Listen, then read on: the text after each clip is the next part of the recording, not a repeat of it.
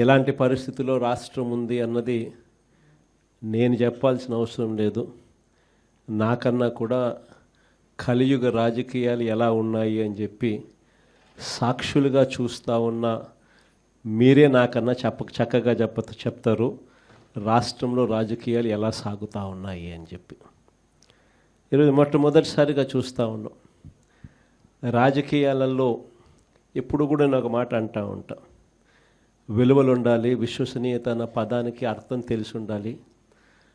అప్పుడే రాజకీయం అనే ఈ వ్యవస్థలో ఒక తులసి ముక్కలా మనం నిలబడతాము అని చెప్పి మొట్టమొదటిసారిగా ఈరోజు చూస్తూ ఉన్నాం. రాజకీయాలను భ్రష్టు పట్టిస్తూ ఉన్న పరిస్థితి ఎప్పుడైనా చూసాము అని అంటే అది ఈ చంద్రబాబు నాయుడు గారి పరిపాలనలో మాత్రమే ఇలా భ్రష్టు పట్టించే కార్యక్రమం జరుగుతుంది అని.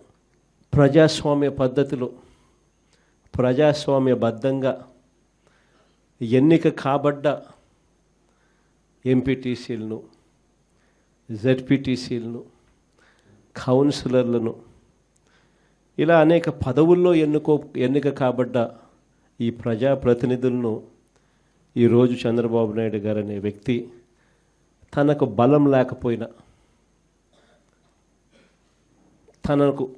తన పార్టీ గుర్తు మీద తాను గెలిపించుకునే పరిస్థితి తనకు లేకపోయినా,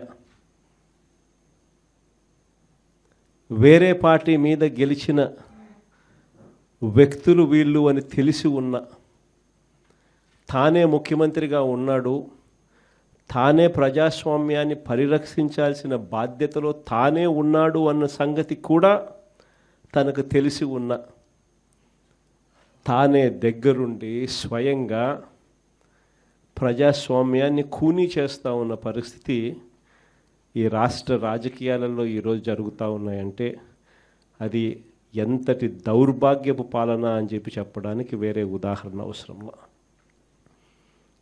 నాకు బాగా గుర్తుంది, అప్పట్లో ఎన్నికలు జరిగినప్పుడు మన గవర్నమెంట్ వచ్చిన తర్వాత 2 సంవత్సరాల తర్వాత ఎన్నికలు జరిగాయి.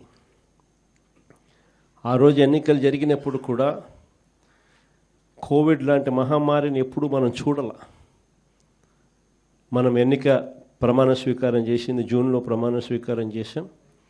ప్రమాణ స్వీకారం చేసిన కొద్ది నెలలకే మార్చ్ కల్లా కోవిడ్ లాంటి మహమ్మారిని చూసాం.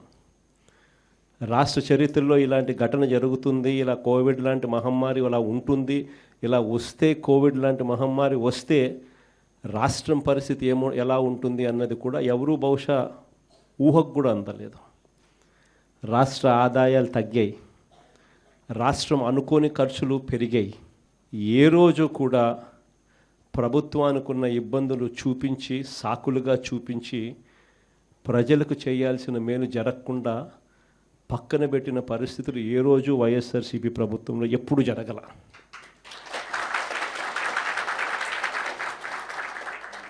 మనకున్న సమస్యలు ఎన్నున్నా కూడా చిక్కటి చిరునవ్వునే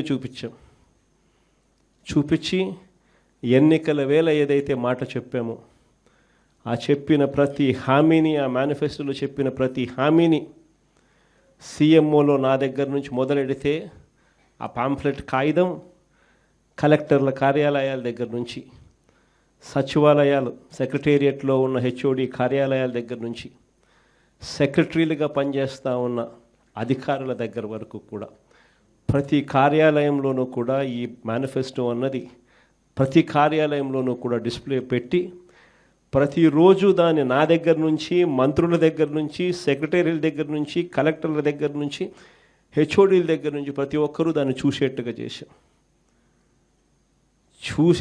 చేసి ప్రతిరోజు దాని గురించి ఆలోచన చేసి ఏకంగా ఎన్నికల్లో మేనిఫెస్టోలో చెప్పిన హామీలన్నీ 99% అమలు చేసిన పాలన ఏదైనా జరిగింది అని అంటే అది వైఎస్ఆర్సీపీ పాలన అని చెప్పడానికి గర్వపడతాను.